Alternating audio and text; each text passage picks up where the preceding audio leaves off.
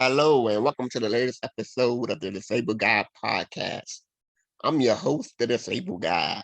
Thank you for tuning in for another exciting episode. On this episode, I'm going to tackle the Don't Say Gay bill. And then I'm going to come at you from a teacher point of view. So it seems like over the years, education has really changed from teachers giving instructions or directions on an academic lesson and has went to more of a discipline and social area in the classroom. And when I say social area, more like social studies, but it really isn't social studies. It's just a lot of everything. It's just a lot of social problems that's going on in the world today. So I just got finished reading the Don't Say Gay bill. And first of all, the bill never says anything about don't say gay in the classroom. It doesn't say you can't say it in the school building. It doesn't say you can say that you can't say it on the playground or anything like that. So that's the first point I want to get out of the way. So I've seen a lot of lawmakers and say, hey, you're pushing this law, Governor Ron DeSantis, that you can't say gay in the classroom or this or that. And that is not the point of the bill.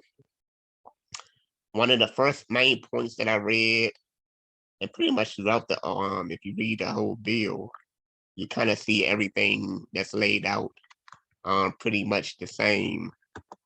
And most of the points are kind of they go back and forth over and over again and say pretty much the same thing. So and if you want to look it up yourself, I'll try to drop it in the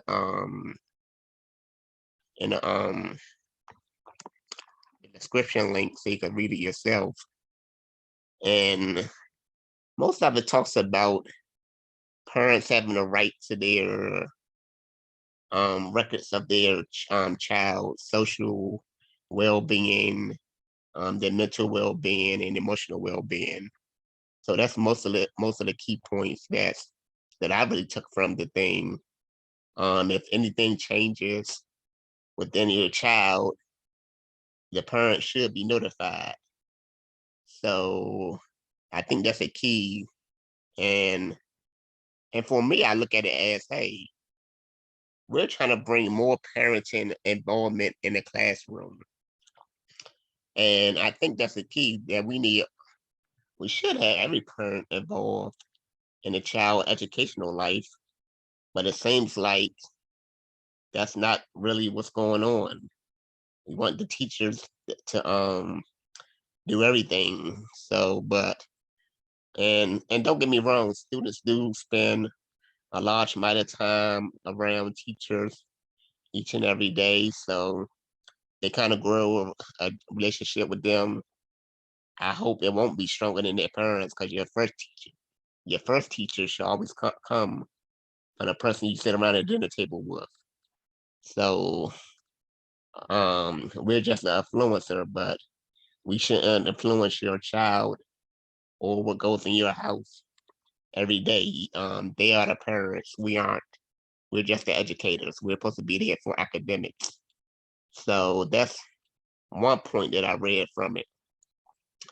Another point I read from it was you can't talk about sexual identity in the classroom dealing with kindergarten to third grade. And I actually think they should move that up a little bit more to all grades because it's kind of a struggle. Um, it's kind of a struggle on a teacher's behalf to really get in that conversation with students about identity and their preference, what is their pronoun they go by, whatever. So now if you're You might see it a lot now. They say him or him. I'm not sure if it's him. I know for females, it's she or her. I don't know. And for males, it might be him or his. So it's kind of difficult to deal with those situations instead of, hey, you coming into the classroom, you got to figure out what you're dealing with. Um, if you're dealing with a boy that's born a girl, or a girl born that's or a girl that was born that way, but then she changed her identity to a male, so it's a lot different. I mean, I know this, and so I've been in education for going on 16 years now, and this school year has been one of the most interesting ones that I can say. So typically, I deal with a lot of behavior issues during the school year. I deal with emotional disturbed students. I deal with students that have learning disabilities. I dealt with students that had autism, cerebral palsy, Down syndrome, and just physical disabilities in a whole. So, but this year, I dealt with a lot of students that I would say um came out the closet, I would say, and just changed their identity. I actually had like two or three that I could think about that actually came out in our classroom when we were starting the class and doing the icebreaker and was doing good news. They decided that it was best for them to come out in the classroom before they came out before they came out with their parents. And I understand what you're thinking or saying that, hey, the classroom is supposed to be a safe and a positive learning environment. And that I will agree with you about. You try to create it to be a positive and safe learning environment for everyone, no matter what your color is, your I guess identity is or anything. But the problem comes when they want to go into more details about their identity or what their sexual preference is, when as an educator um we're not skilled in that area.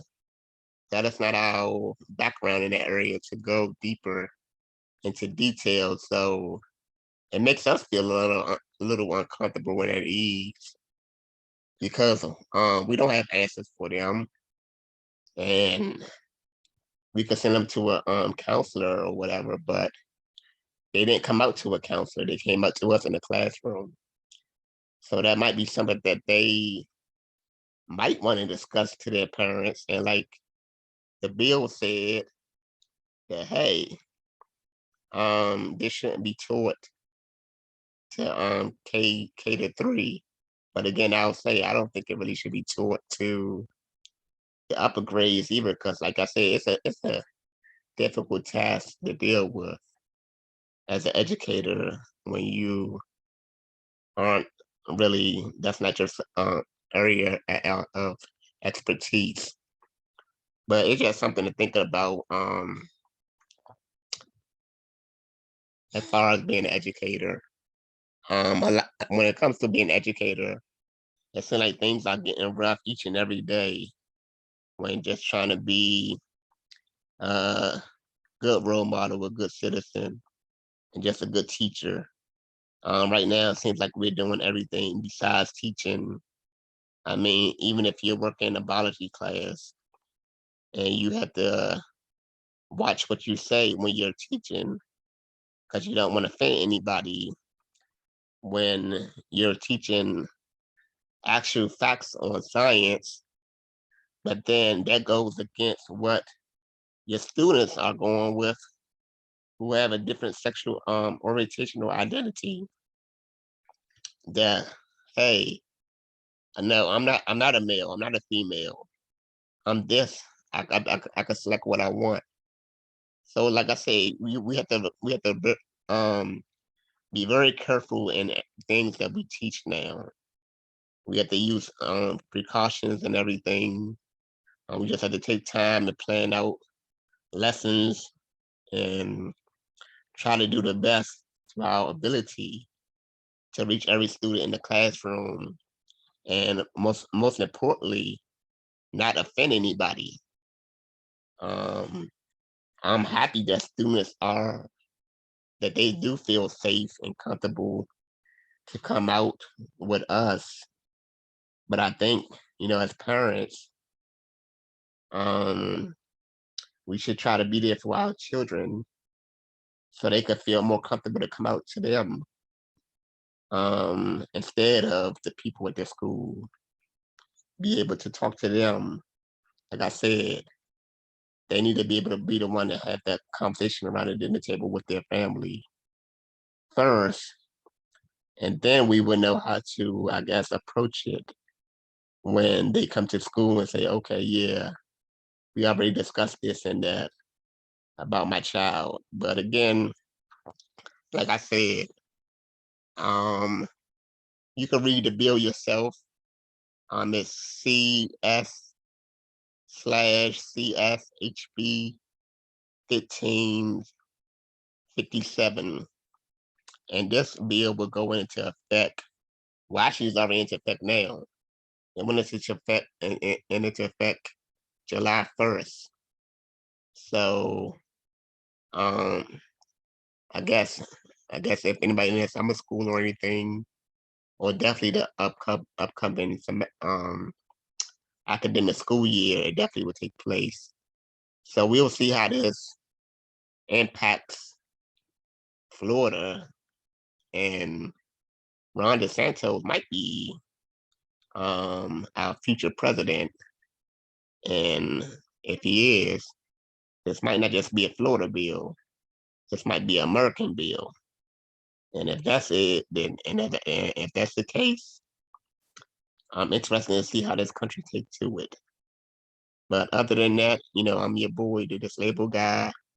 Thank you for tuning in to this latest episode. I hope that you can leave any comments or likes or suggestions that you might have. Until next time, I'm out.